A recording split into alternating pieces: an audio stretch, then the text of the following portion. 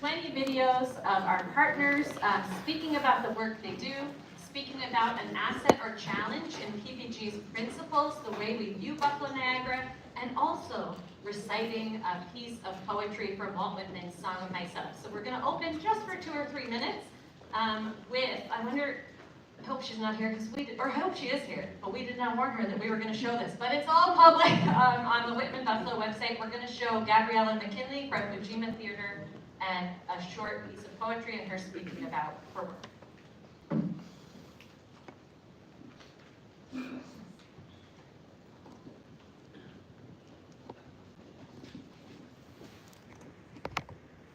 And what I assume, you shall assume. For every atom belonging to me, as good belongs to you. I love and invite my soul. I lean and loaf at my ease, observing a spear of summer grass. Houses and rooms are full of perfumes. The shelves are crowded with perfumes. I breathe the fragrance myself and know it and like it. The distillation would intoxicate me also, but I shall not let it. The atmosphere is not a perfume. It has no taste of the distillation. It is odorless. It is for my mouth forever. I am in love with it. I will go to the bank by the wood and become undisguised and naked. I am mad for it to be in contact with me. The smoke of my own breath, echoes, ripples, and buzzed whispers, love root, silk thread, crotch, and vine, my respiration and inspiration, the beating of my heart, the passing of blood and air through my lungs, the sniff of green leaves and dry leaves, and of the shore and dark-colored sea rocks, and of hay in the barn, the sound of the belched words of my voice, words loose to the eddies of the wind, a few light kisses, a few embraces, a reaching around of arms, the play of shine and shade on the trees as the supple boughs wag, the delight alone or in the rush of the streets or along the fields and hillsides, the feeling of health, the full noon trill, the song of me rising from bed and meeting the sun. I went to high school in 2016, 2017, where the political climate was hectic, to say the least, and it got me really involved in politics and very curious about politics and the way art can shape politics and the way politics shapes art. And when I was applying to college, I said, I need to go somewhere where they're using theater and they're using art and they're using acting as a tool to tell stories and to change the world. And in searching, I found Buffalo State College, and they were doing exactly that. They had a huge community outreach program, and they had the Anne Frank Project, which was very much using theater technique to tell stories and to shape the way people perceive life and each other and community. So I said, that's where I want to go. And after that, I came to Ujima, where they were doing the exact kind of work I wanted to do, where I was in a theater that was entirely committed to social justice and to taking what's on the stage and bringing it to the community and taking what our community needs and putting it on the stage. We did a production of 12 Mo Angry Men, an adaptation of 12 Angry Men. And if you know the show, then you know there are jurors and they are in a heated discussion, or at least in 12 Mo Angry Men, about the innocence of a cop that has shot and killed a young black kid. And I decided to create a program that was all about activating empathy. It was the one thing these jurors lacked. And in our discussions, we used May 14th, the mass shooting on May 14th, as the impetus to the entire program, to developing community and to bringing us together and showing what empathy really looks like, how we can utilize it in our daily interactions, and really exploring that. So 10 strangers from all walks of life, whether generational differences or artistic career differences, all walks of life, we all came together. And we created our own community, our own model of trust. And we decided we were going to talk about this difficult thing that was reflected in our production, and we were going to create something beautiful. And we So you can go to calamusproject.org and see all 20 of these short films with our partners speaking about their work, even more beautifully about the power of art to inform our democracy and to really start these important, deep conversations in a new way. So this morning, friends, we are going to hear from our 2025 Community Agenda Plank leaders. We're going to unveil what are the top 10 policy change priorities that many of you that our partnership voted in. Then we will hear from our partners in government. We have several here with us already, so thank you so much. And just before I turn it over to Deja to bring up our plank partners, I want to just reflect a little bit on the past year. PPG is stronger than ever. We're now 370 signed community partner organizations. We, in the last year, adopted a countywide language access law, which will be implemented in the months ahead to bring interpretation and translation to all residents of Erie County when they access essential government services. We passed also at the county level the first ever dedicated funding for foster care alumni. So for the first time right now, Erie County is going to begin funding projects that are exclusively to support young people that have aged out of foster care and their special, unique needs. Our civic education continues. We publish each week a Buffalo Common Council summary that I hope many of you read on our social media and on our website. Through that, we try to trace some complicated issues playing out at city government, like the American Rescue Plan dollars that are continuing to unfold. And also we do trainings each year.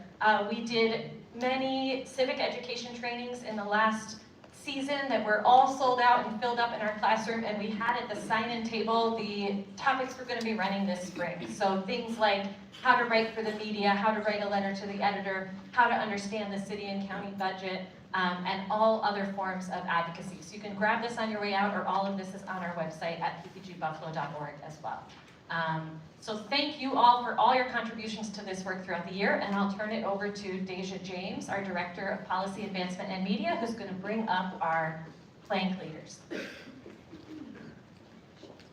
Good morning, everyone. Hi, as Andrea said, I am Director of Policy Advancement and Media here with Partnership for the Public Good, and we're so excited today to be revealing to you all of your community agenda that you voted for this year. So we're gonna get started.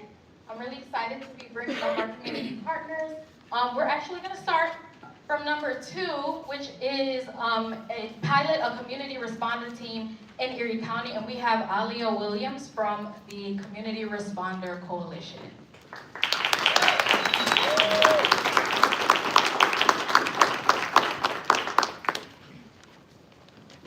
She's over here, stand over here, please. Hi everybody, how y'all doing? Good. So I'm just going to tell you a little bit about the Community Responders model. But first I'm going to tell you a little bit about me. My name is Alia Williams. I am proud to be born and raised in the city of Buffalo. I'm also proud to be a part of a coalition of folks who are working to bring the Community Responders model to the city of Buffalo. So for those who don't know, community responders are teams of community members who are trained in things like de-escalation, restorative justice, first aid, and so much more.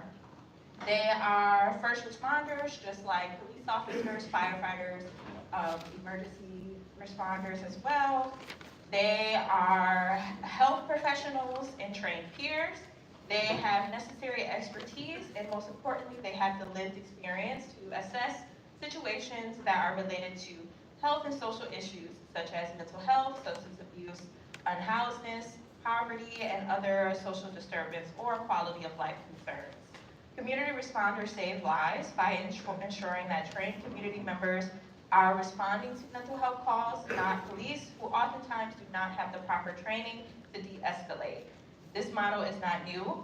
There are about 100 cities who have successful community responder teams all around the country. And I want to let you know that by supporting the community responders team, You will be helping to get our coalition closer to the goal of piloting this program in an already empowered neighborhood in Buffalo and ensuring that the program is well-resourced. So I want to say thank you to everyone for listening, and I hope that you all will support our effort. Thank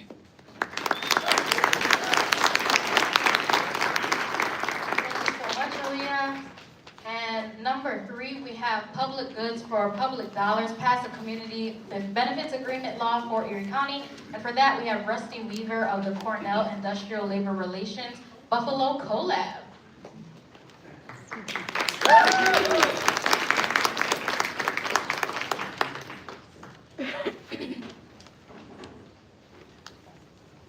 Sorry, I don't normally like reading from notes, but my 3-year-old decided he wanted to try to kill me with his flu germs this week, so not at my best. All right, so this plank is kind of self-explanatory, but basically, we've all been told for at least a decade that Buffalo is in a renaissance, right? Have you heard this before? Hello? Yeah. All right. So have you heard this story that we're in a renaissance? Okay. Now, certainly there are some nice additions to the landscape that make that feel kind of real, but when we have a child poverty rate of 40% that's barely moved over the past 10 to 20 years, when we have housing that continues to be more and more unaffordable, that narrative falls kind of flat. Excuse me. So basically, what we have is a situation where we have a lot of economic growth that we can point to in the city of Buffalo, but is that economic growth trickling down and filling into our communities? And the answer is not really, right? So in addition to a sticky child poverty rate, in addition to housing cost burden and everything that comes along with it, sorry, really struggling today.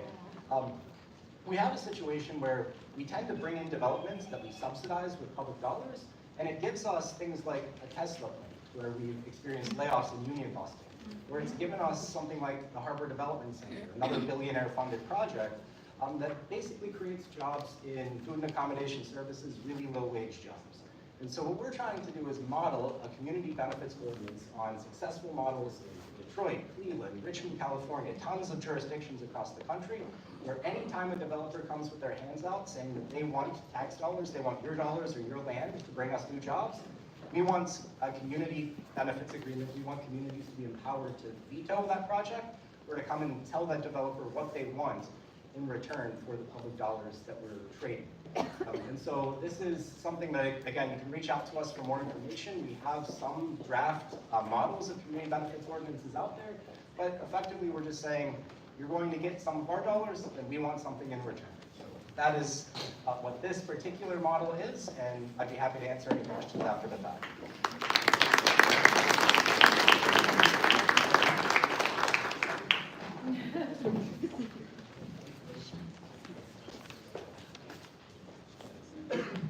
Hello? Okay, you can hear me, great.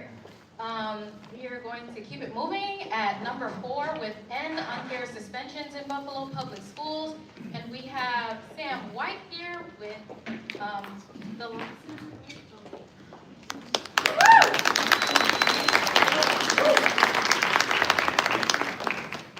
Good morning, everybody. My name is Attorney Sam White. I'm with the Western New York Law Center, and I specialize in representing students that are being engaged in the discipline system.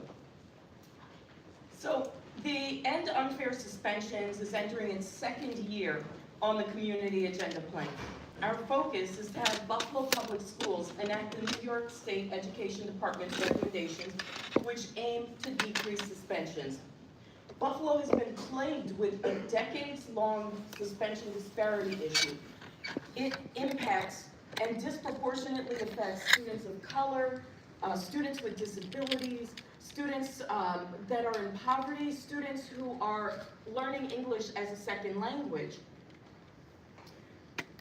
While this administration is not the cause of the problem, it is uniquely situated to solve it and leave a legacy of equity for generations of students to come.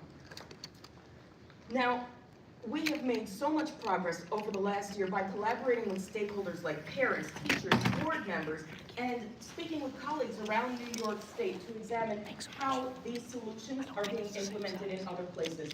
As of today, we have a thoroughly researched and fully drafted policy which would eliminate suspensions pre-K through third grade, eliminate suspensions for minor infractions like disrespectful behavior and insubordination, where we see a lot of the bias seeping into the system. It would cap suspensions at 20 days, and it would provide access to schoolwork when children must be suspended so they can continue to learn and have access to opportunity and to a better future. We look forward to this year being part of the community agenda. We look forward to collaborating and to continue collaborating with the various stakeholders, and we look forward to seeing progress in Buffalo. Thanks.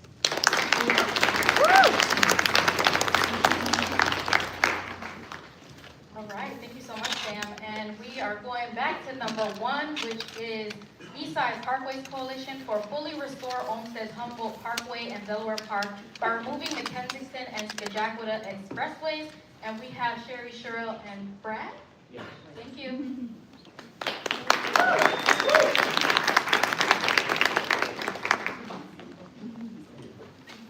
Thank you, everyone. Thank you, PPG, and our plank chair, Matt Austin, for making this possible. This is a tremendous honor. I'm the co-founder of Eastside Parkways Coalition with Candace Moppins, Executive Director of the Delaware Grider Community Center, where we've been meeting. Our work builds on the shoulders of giants, ROC and SCC, who worked with DOT. ROC worked with DOT for 15 years. SCC secured the first ever pledge of highway removal in the city of Buffalo. And we stand on the shoulders of those giants. We would not be here without them. But this highway is a killing machine. We have 60 plaintiffs signed up for lawsuits who live within the plume areas of the DOT vehicle exhaust that speak to that.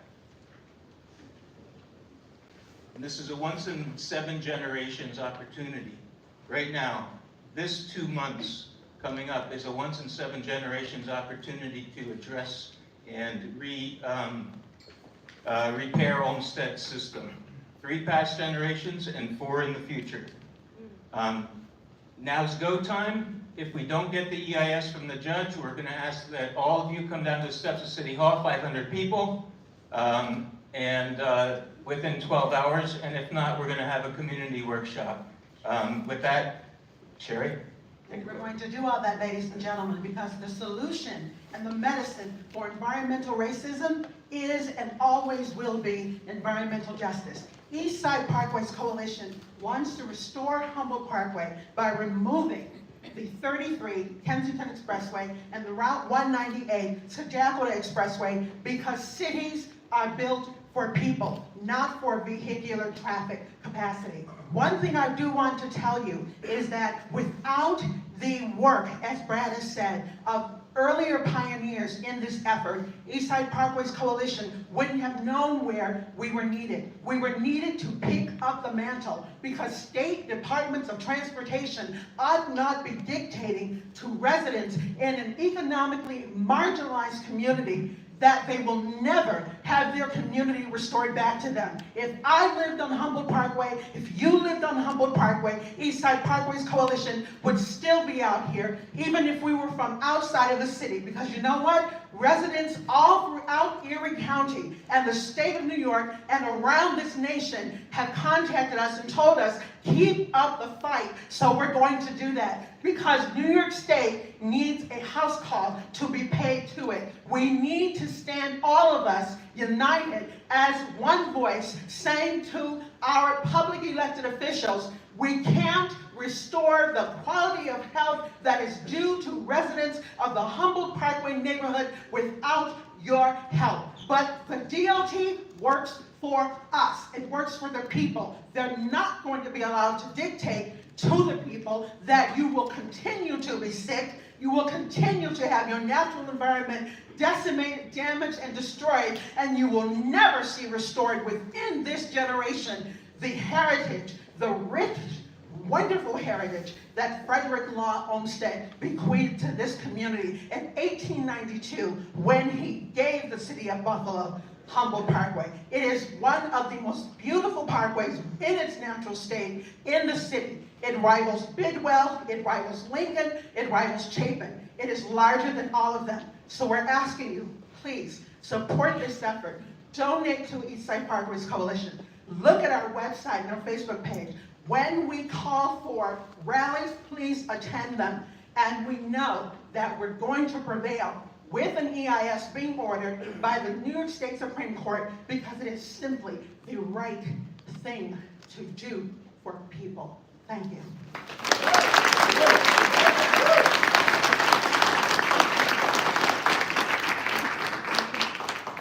Thank you so much. We are at number 5, and we have Samantha Hidalgo of the Buffalo Center for Health Equity for Adopt Ranked Choice Voting in the City of Buffalo. Can everyone hear me okay? That's gonna be tough to follow, but I'm gonna do my best. Can I see a quick show of hands who votes?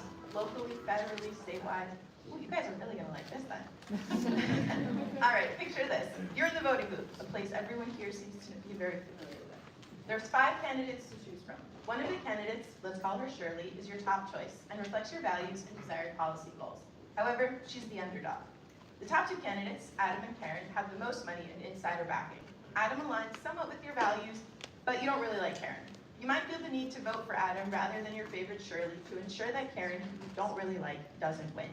But what if that wasn't the case? What if you had the option to rank each candidate in order of preference rather than only one?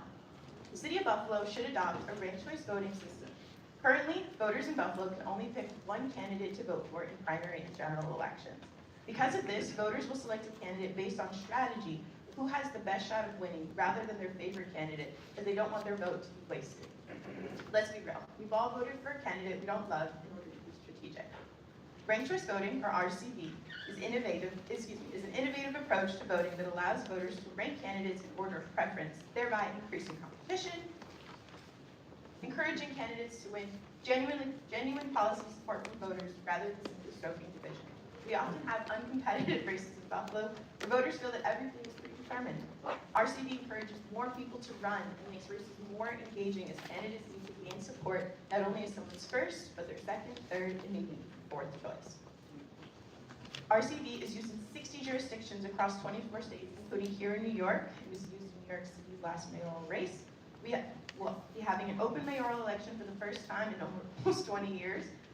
There very well may be a crowded primary where the winner will likely advance to the general election without majority support. Given the upcoming election, this conversation couldn't be more timely. The City of Buffalo needs to adopt the ranked choice voting system.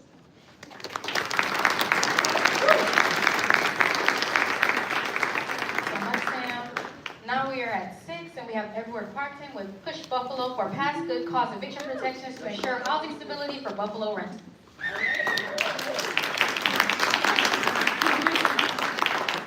Good morning, everyone. Thank you for having us today. My name is Edward Parkton. I am a member of the People United for Sustainable Housing, Push Buffalo. And today I'm here to express the need to support the passing of opt-in good cause eviction. We want to continue to urge the Common Council to pass this act to guarantee housing stability for Buffalo renters. This act will ensure that landlords cannot exploit renters with rent hikes and unfair evictions. Renters who adhere to their leases and pay their rent should be allowed to live and stay in their home. This should not be a controversial topic or something we continue to fight for. I want to remind you that what we are fighting for today isn't just renters' rights, but for a better and more equitable future for Buffalo residents. It's a fact that racial and economic segregation continues to persist in our city.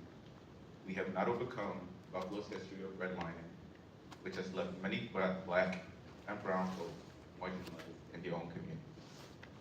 Standing here today, it's difficult to capture the reality that the well-being of many families is at stake. And even as we speak, people's homes are at risk. Our demand is simple, but it is not simple. It is the right to stability, dignity, and a safe place to live. We can no longer accept seeing the people of Buffalo uprooted in this place. We want to stand up against the landlords who are working to prevent this. The landlords who are not connected to these communities. The landlords who are not connected to these communities. Only monetarily. Their actions truly deepen the challenges our communities face, and we can no longer accept that. But before I go, I want to remind you that the change we want to see is very much possible. We witnessed 12 municipalities in New York adopt the opposite cause eviction since June of 2024. Poughkeepsie, Albany, Beacon, Ithaca, Rochester, to name a few, and Buffalo can do it too. Thank you to PPG for having us today, the councilmen and everyone gathered here. Let's take the side of the Buffalo people and act now. Thank you.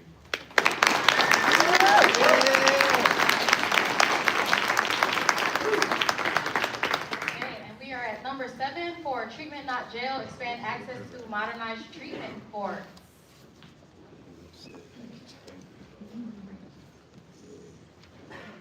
We'll have Colleen from PPG talking about this.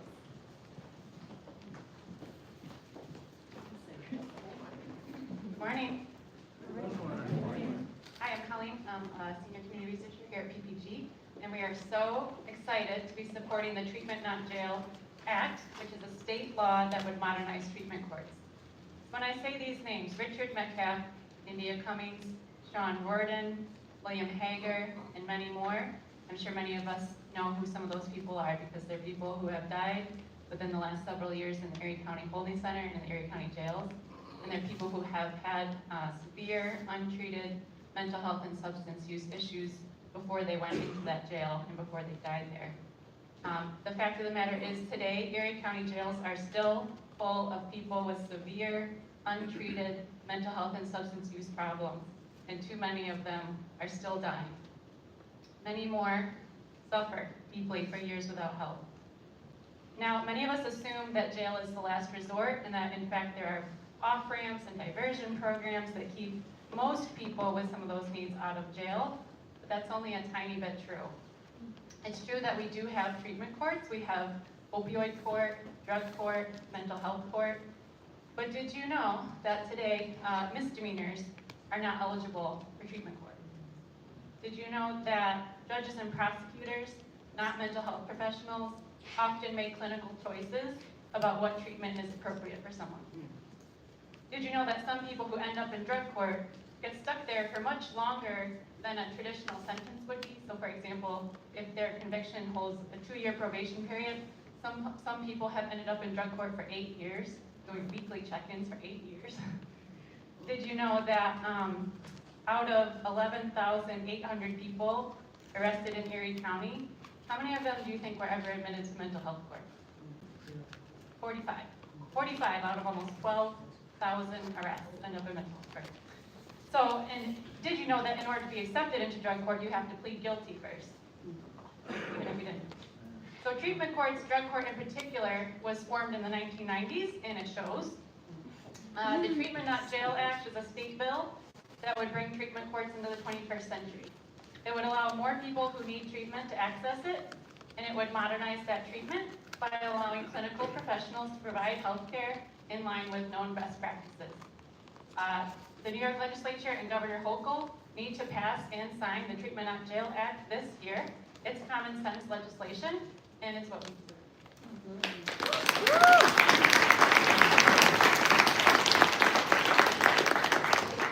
Thank you so much, Colleen.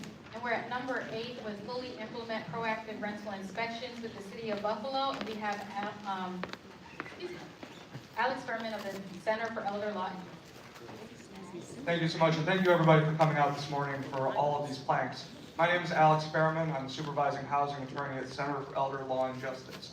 And day in and day out, my team represents tenants in Buffalo City Court who are experiencing issues in their apartment with either lead paint, mold, vermin, lack of heat, lack of hot water, and that's just to name a few. How do we stop this? Proactive rental inspection, PRI, is a law that was passed unanimously by the Buffalo Common Council back in 2020. That law contemplated that there would be 36,000 rental units in the city that would be inspected. To date, about 5,000 have been inspected. That's just under 14% of the total. That law has not been fully enforced since it was passed. And again, unanimously passed by the Buffalo Common Council. Fully implementing and fully enforcing PRI in the city of Buffalo would prevent these rental units that should not be rented out from being rented out in the first place. It would help people who are experiencing deplorable conditions ensure that these units in a housing stock that definitely needs to be updated, definitely needs to be looked at, will not have to be living in conditions where they are experiencing health issues, where they're experiencing poisoning from lead paint in certain parts of the city at rates that are worse than Flint, Michigan. So we will be working with the Buffalo representatives, the Common Council, and we'll be advocating with mayoral candidates to make sure that this is a priority in their policy making, should they be elected. So thank you for your time so much.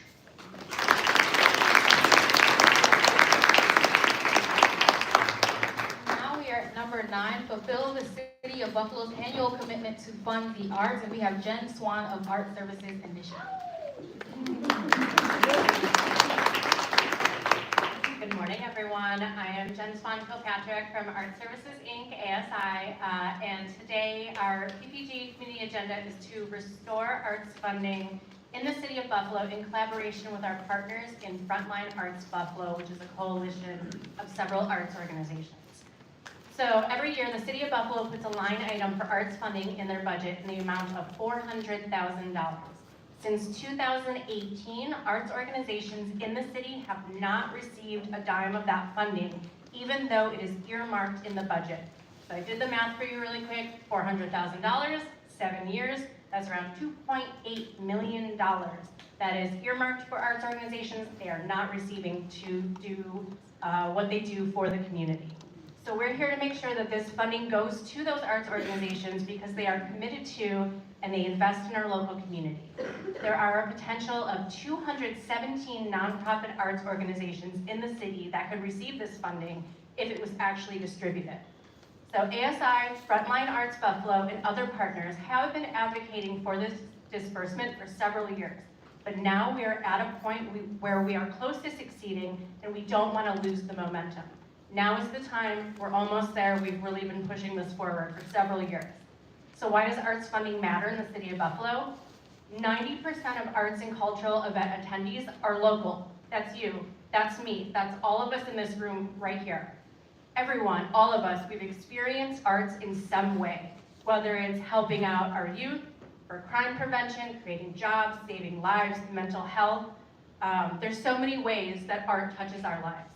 And it's our frontline arts organizations and all city arts organizations that help make this a reality by offering free or low-cost access to the arts. The way that that happens is with the partnership with the city of Buffalo. When the funding comes to those organizations, they can then invest back in the community and make these events, programs, workshops, and education classes accessible to all. So please join us in this effort. We're so close, and we're happy to have you as a partner. Thank you.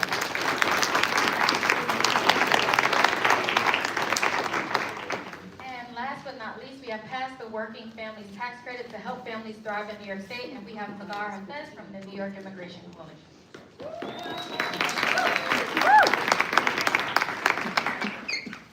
Hi everyone. Thank you for all the work you do. These are such amazing initiatives. We have 40% of our children here in Buffalo suffering from child poverty. We know that statistic, right? We have seen how the tax credit that happened during COVID helped decrease significantly the child poverty rate all throughout New York State. The Working Families Tax Credit is inclusive of all New Yorkers, and it would cut down the child poverty rate significantly. As we know, here in Buffalo, poverty rate impacts mostly Black and brown communities, right? I'm sure we all heard the state of the state. We heard our Governor Kathy Hochul address the poverty rate, right? And talk about her tax credit. This tax credit is a little bit different. It is more inclusive of all immigrant New Yorkers as it includes excluded workers, undocumented immigrants who pay $3.1 billion in federal, local, and state taxes. How this is different is that it does include 17-year-olds, and it flips the current tax credit, whereas the current tax credit gives the lowest amount of credit to the lowest earning incomes in the state. How this flips it is the lowest income in the state will receive the largest amount of tax credit, increasing that up to $1,600. The other pieces so it removes the harmful minimum income requirements, and it eliminates the cap on the number of children eligible to receive the credit. It does introduce a quarterly payment system, and like I said, there's no extra steps. All you really have to do is file taxes in New York State. I worked as a case manager, and I provided services to all different types of people when I worked at United Way. And when I tell you that as low as $500 could have helped so many families get out of emergency situations here in Buffalo, especially during the snow. We have a chart here that addresses what families would spend their money on, and giving cash directly to families will help them prioritize their own needs. And the highest spending from these tax credits were usually to pay for food and utility. Thank you.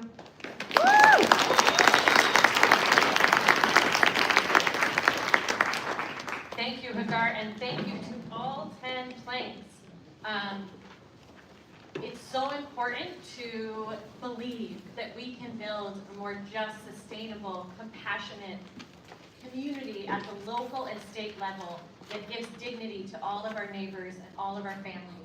And the elected officials that we have here with us today are here because they are our partners in that struggle and in that long-term fight that we are in together.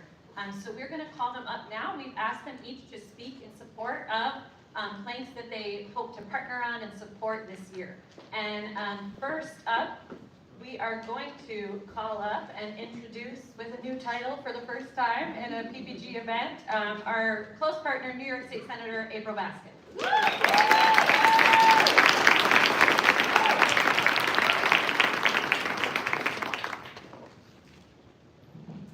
Good morning, Buffalo. Good morning. Thank you so much, PPG, Andrea, and your team for this wonderful event. I enjoy coming to this event every year. Honestly, in all transparency, the PPG planks has truly, truly made April Baskin's career. I mean, I really have to credit you guys for the work that you do and the direction that you give your partners in government, be it the local, newly passed, after it was vetoed, passed again, language access bill in Erie County, which we are going to get done at the state level. When I get back to Albany on Tuesday, I'm signing on as a co-sponsor. That was good. You did a good job. The Office of Health Equity, the Community Benefits Agreement. I mean, it wasn't necessarily a plank at the time, but PPG was really that cornerstone institution that helped coordinate all of the community's agencies that came together to make sure that it got done. No county legislator before April Baskin, who had an opportunity to negotiate millions of dollars in a bills deal, offered a CBA. So what we got now is something. We are steady working on it. I'm sure you guys see me steady advocating. So proud of my successor in the legislature, Taisha St. Jean, who's rolling up her sleeves and getting to work and holding the bills accountable. I want the Bills to win a Super Bowl, but I want them to reinvest into our community. A lot of work has been done because of PPG and these planks, and a lot more work will get to be done. The housing market in Western New York has been booming over the last couple of years. And we see on Zillow that Buffalo is named the top real estate market in the country for the second year straight. And it's an amazing recognition for our city, and it reflects the importance of creating more sustainable housing for people who call Buffalo home. So all initiatives that are focused around housing, I plan to follow the lead of Senator Sean Ryan, and amazing work that he's been able to do around housing at the state level, and continue to back that work. Thank you to Kate Lockhart, who's in his office, who I know is leading on these initiatives. And then finally, Andrew, I just want to speak to the pilot community responder team for Erie County Plank. I worked in Erie County government when we piloted this initiative, and for the first time, it brought the Erie County Department of Mental Health into the discussion of figuring out how do we respond to emergency calls that are low risk or nonviolent. And though we have seen a number of improvements in our county jail, Colleen got it right, we still have a lot of work to do. So you can count on April Baskin getting on the 90, going to Albany, raising hell as I always do, and keeping these planks at the top of my priority. Thank you to everybody. Thank you for working with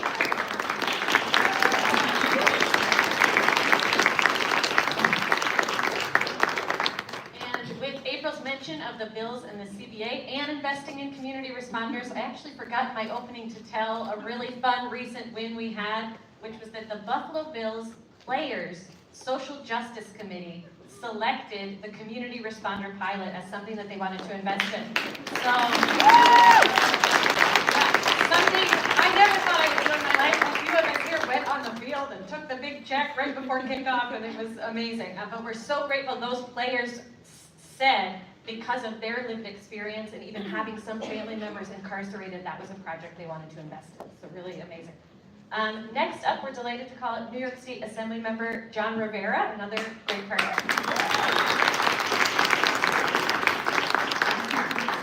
Good morning, everybody. Let's give another round of applause for our new Senator, April Massey.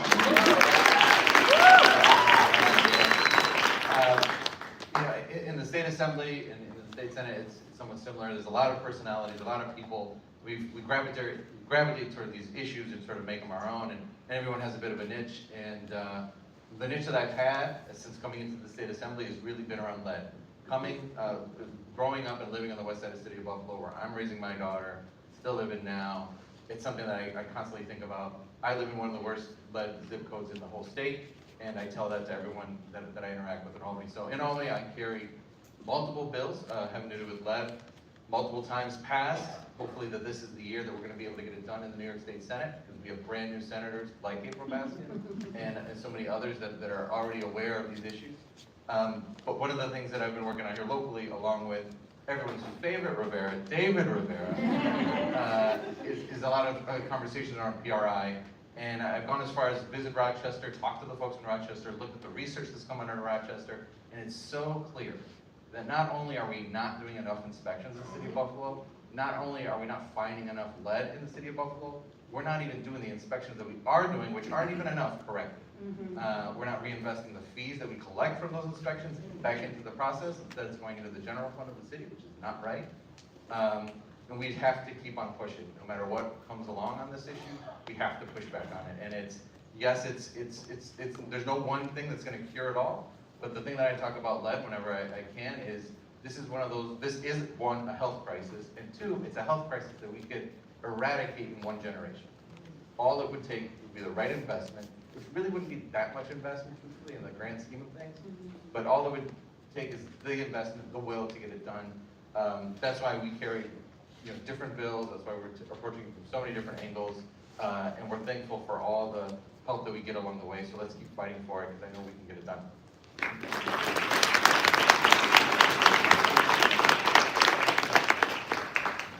I want to call up a council member that I know is also going to speak to PRI. Before I do that, I want to share an update. Also this year, PPG filed our first ever impact litigation with the Western New York Law Center as co-counsel for us, with John Lipsitz, and with the National Center for Law and Economic Justice, as well as a few organizations as co-plaintiffs who are here as well. We unfortunately heard last week that the judge dismissed the case.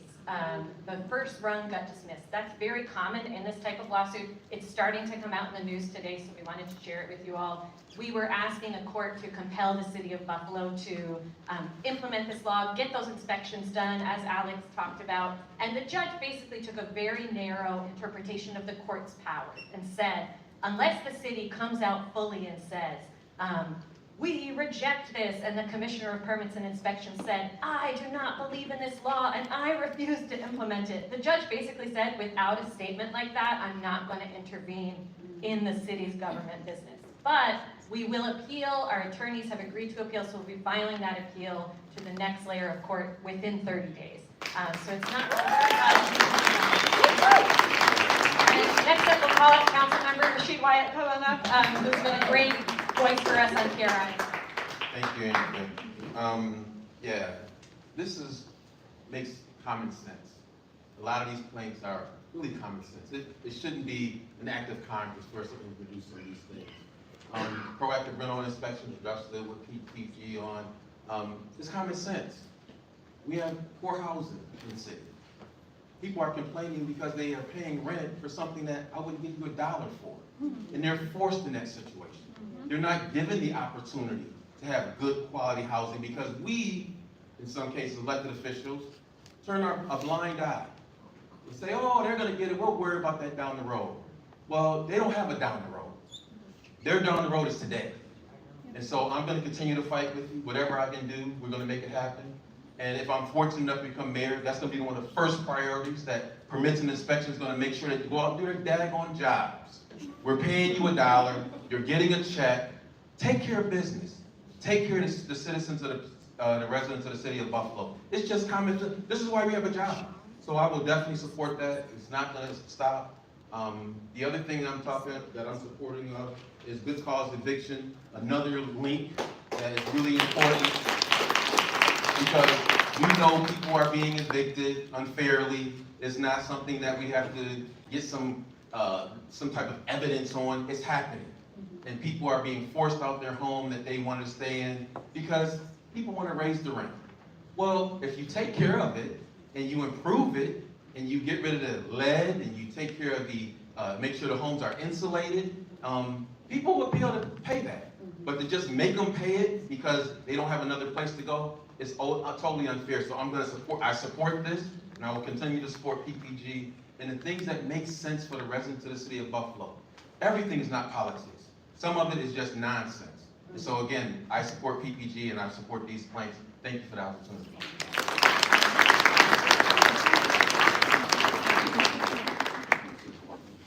All right, next up, we are delighted to welcome two newer members of the county legislature that we're really eager to partner with. So first up, we'll call up Erie County Legislator Lawrence Dupree.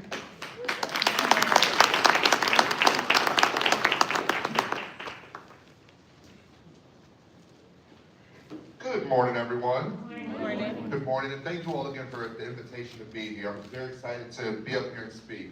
So I was going to talk, and I want to talk about plank number 3, about the community benefits agreement. But first, I kind of want to say something concerning the community responders team. I'm very excited about that. I've been to a handful of the community meetings they have. I'm looking forward to more. I just always appreciate the opportunity to engage the community and have them make a choice. It doesn't matter what everybody thinks we should have, it matters what the people who live here. So I'm always very happy to support something like PPG, that the biggest thing is making sure our community, the people who go through this, have their voice. Right. Because that's what we're going to bring up, the people who live here. We've seen other communities get the chance to make their communities being better by those people speaking. We just want our chance to have our voices heard. Right. We do have plans, we do have ideas, and I'm glad that PPG works hand in hand with the community to get this stuff out. But I just wanted to speak about the community benefits agreement. I think that's an amazing thing. I thought what our new senator did with Howard Johnson and working with the administration was a great setup. I always believe that that's what we need to do. If you're going to come in our community to better yourself, we need to be better. We need to have the opportunity to get the perks of it.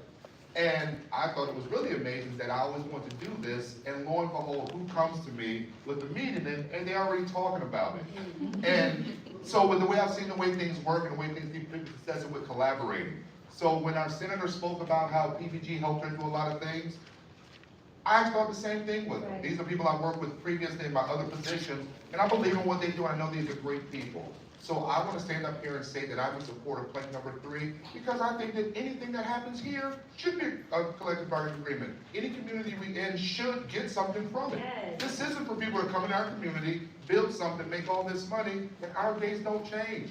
That's not how it works anywhere else. And that's not how it's going to work here. So I'm looking forward to work with PPG, knowing I have partners who will do the hard work and really want to help the community out to do it with me to get this going. So I'm looking forward to these discussions. It's going to be a lot of things, a lot of changing, but I know from the very ground level that I have people like this and people like the people here to do this. So I'm looking forward to it. So thank you again. Woo!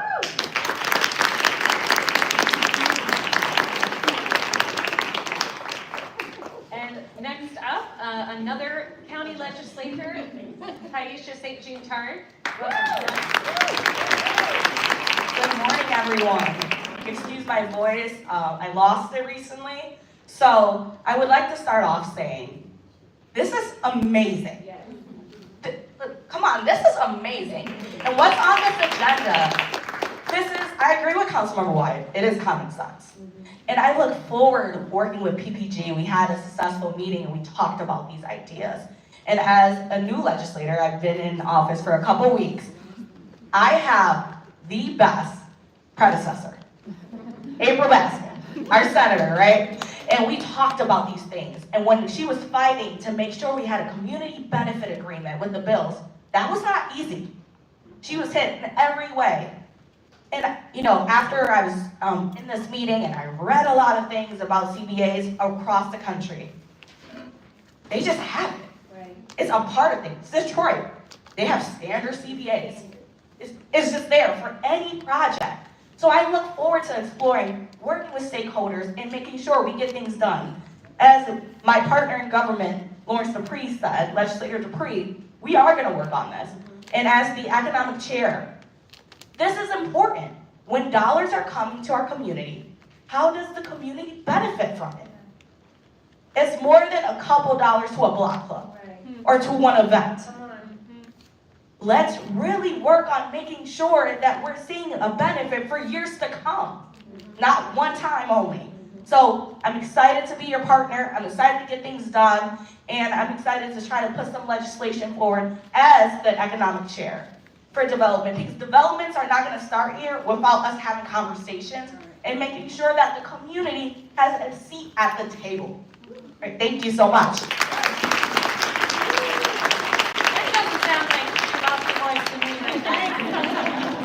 Thank you so much.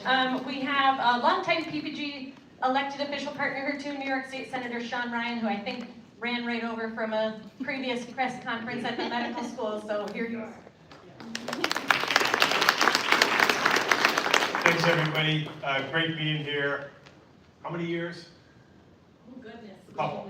A couple. It's like 18, year 18 since 2018. So when this concept first came out, I was like, a community rollout, what is this? But each year it's grown, it's evolved, it's sort of like our country. We're trying to be more perfect all the time. So fantastic work on this agenda. I wanted to talk about a few things quickly. One is the CBA. So one of the first things PPG came together around was trying to get a CBA for Canalside. We broke a little ground there, we got it going, and then now Senator Baskin really led the way on the stadium project. But we need to make this part of our language for every time we do a major project in Buffalo, Western New York. That should come just, you know, like ham and cheese, they go together. A big project, mostly government funded, should also come with the CBA, with community goals always at the forefront. It's a little deep, but the working families tax credit is something we've been pushing for years, and I'm happy to report that in this year's State of the State, Governor Hochul announced a tax credit of $1,000 for everyone 4 and under. It's going to expand in years out, but that's how we help people with young children in their family. So happy to endorse that plank. And I know we've talked about inspections a lot, but you have to continue to put full emphasis on this point, because Buffalo would not have had a vacancy and abandonment crisis if we had inspected our buildings. And it's still going on today. You go down any of the major commercial strips, there's buildings that are falling apart. Sometimes the city owns them themselves. Other times they're owned by people that somehow never get inspected. So in other communities, Rochester, they've made it the goal of their municipality to look inside buildings, and they've been doing it for 2 generations. They never had the demolitions. And you know what else they don't have? They don't have our lead poisoning problem. Because in Rochester, chipping paint is not just something that's an aesthetic. They recognize chipping paint leads to kids with lead poisoning, leads to lifelong cognitive disability, and it's so easily prevented. They drove down their lead poisoning rate by 50% by simply walking in the house and pointing at chipping paint. No x-ray machine, no test. Jess said, fix this, fix that, fix that. Average cost of repair in Rochester, $60. And somehow that's a burden? You know, I used to be a special education attorney, and the commonality of all the cases I was seeing, you get their records, lead poison, lead poison, lead poison. Awful tragedy for the family, but we as a community pay for that. Yeah. Our special education costs are so high because we can't figure out how to get an inspector to walk into an apartment and say, you can't have peeling and chipping paint. So we're on the wrong side of the balance on that. The more we continue to push on that, the safer our society is going to be. And you know, the tragedy of lead poisoning, it doesn't go away. You know, the cognitive deficit does not get restored. It's not like a broken arm where your arm heals again. That damage to the brain, those lower in the IQ points, they are never restored. It's a slow motion tragedy that we're watching in Buffalo. And I'll just close with this. I had a renewed interest in this after being on this for years. And Assembly Member Rivera and I have a bill making sure insurance companies pay for lead damages. They don't now, but during the Flint, Michigan water crisis, we all came together. We filled up trucks with water and brought them to Flint, Michigan, like we should be doing. But guess what? During their water crisis, their lead poisoning rate never met Buffalo's year in and year out lead poisoning rate. They recognize that as a tragedy. We just got used to this tragedy, but that's one thing that's got to stop. Thanks so much for all the good work you do. Thanks to everyone for your partners.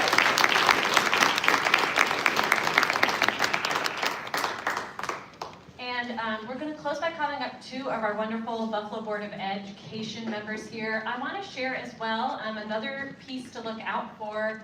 We have worked with Rusty Weaver as well as Senator Ryan's team to put together what's going to be a new tool, a searchable database of open housing code violations in the city of Buffalo. That's coming right down the line. We have a website up called fixbuffalohousing.org that has some photo sets, some stories of folks who are living in some pretty unimaginable conditions. We focus so much on lead, rightfully so. Those stories have lead. They also have things like a third-story hallway door in an apartment building that doesn't latch, swings wide open, and there's no longer a fire escape. It's like a door to nowhere, and there's very young children living on that floor. So Catlin and our team went out, cut these stories, did photography with local artists, and what is coming back from that project is pretty shocking, I think, even for those of us that work in this field every day. So check out fixbuffalohousing.org, and soon we will add a really great searchable code violations tool that we hope will help attorneys, help prospective renters when they want to check, is this going to be a safe place to live as well. Next up, we're delighted to call up Buffalo Board of Education member Cindy McCacken. I really practiced that last name, Cindy. As an Sullivan, I really practiced. Seriously though, that's very impressive. I never say my name right, it's usually butchered. Thank you, good morning. Good morning. That was not great. Good morning. Good morning. All right, we're excited to be here. And I know we're at the end, so my apologies, and I'm at the tail end, but you're excited to be here, and we're here for a reason. So my name is Cindy McGacken, and this year I have the pleasure of serving as Vice President of the Board of Education, as well as North District Representative. And I've served in this capacity for 2 years.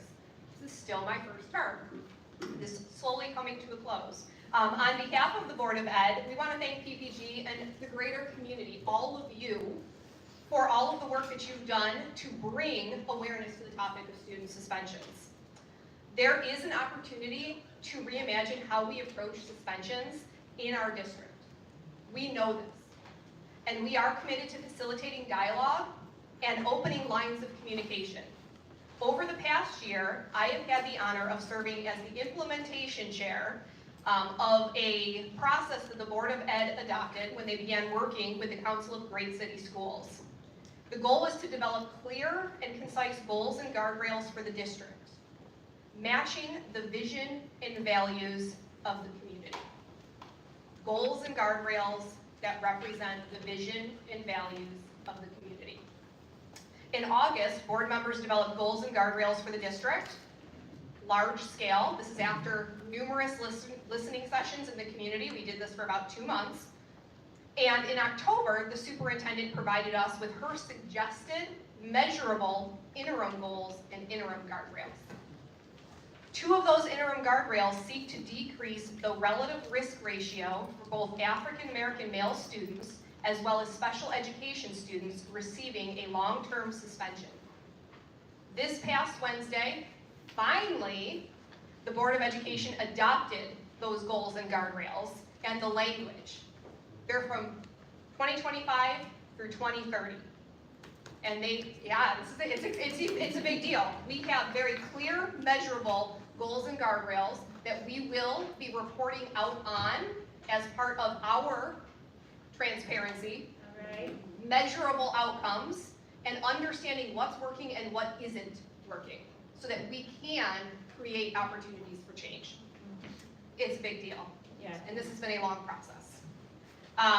These go into effect officially in July, but I'm excited, and it means something. Is it solving the problem? No.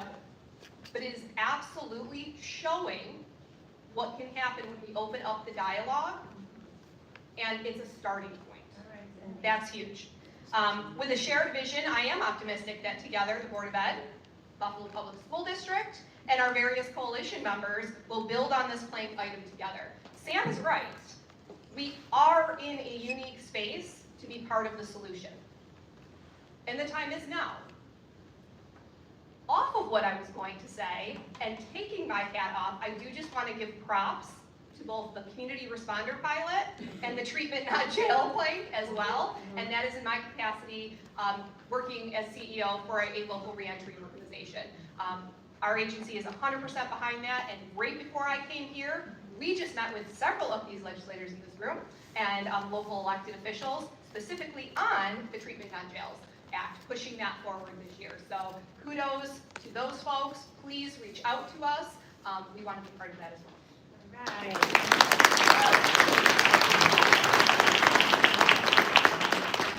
Classic Buffalo nonprofit, we double booked the legislators for 2 legislator briefings this morning, so especially grateful to you all for coming. We're going to call up Buffalo Board of Ed member Adriana Zulich, and come on up. Welcome.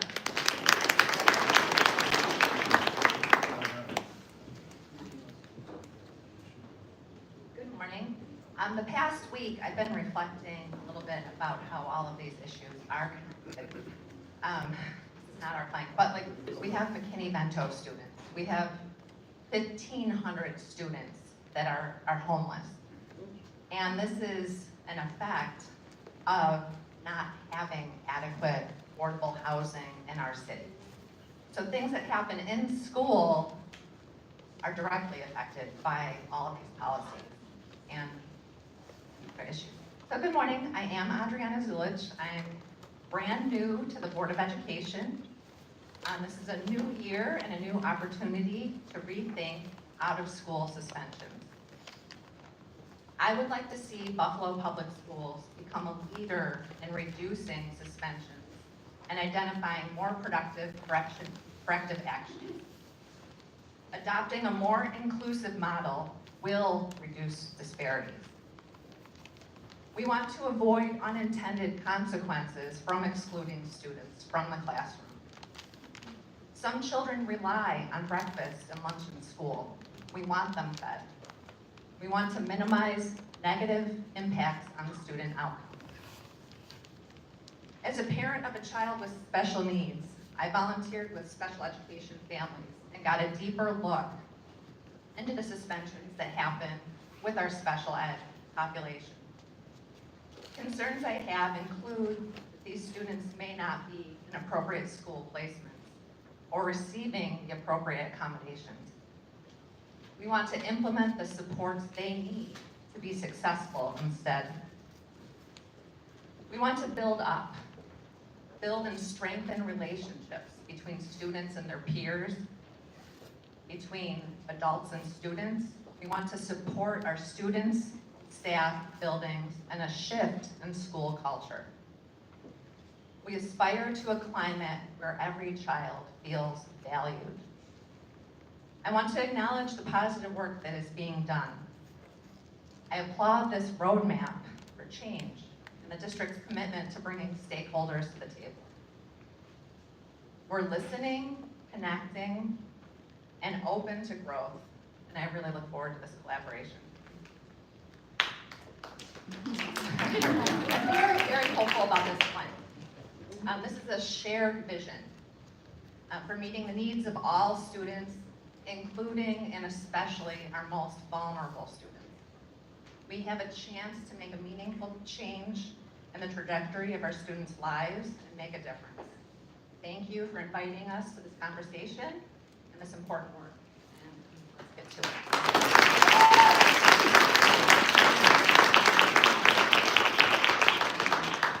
I think we started that arts video just about an hour ago, so that was a pretty filled hour of incredible, pressing priorities and ideas. And none of this work would happen without all of these amazing community advocates, residents of Buffalo and Erie County, bringing these ideas, bringing a belief that we can get these changes through, and none of it would happen without partners in government that are willing to champion these critical changes for us. So thank you to all of you. Coming up next, actually all these community agenda partners have already gone through a day-long training in our office of Public Policy 101, working with electeds, working with the media, working with coalitions to make change. We really love to do that early. Folks give each other feedback. We actually had, with thanks, a staff member from John Rivera's office come and give feedback to their practice pitches. We have different legislative staff come each year. And now we'll really all dive in together to the work, meeting with electeds individually, holding community conversations, town halls, doing press work, and seeing what we can win together this year. So thanks to all of you, thanks to the PPG team as well for all the work with these partners, and we'll see you out there soon.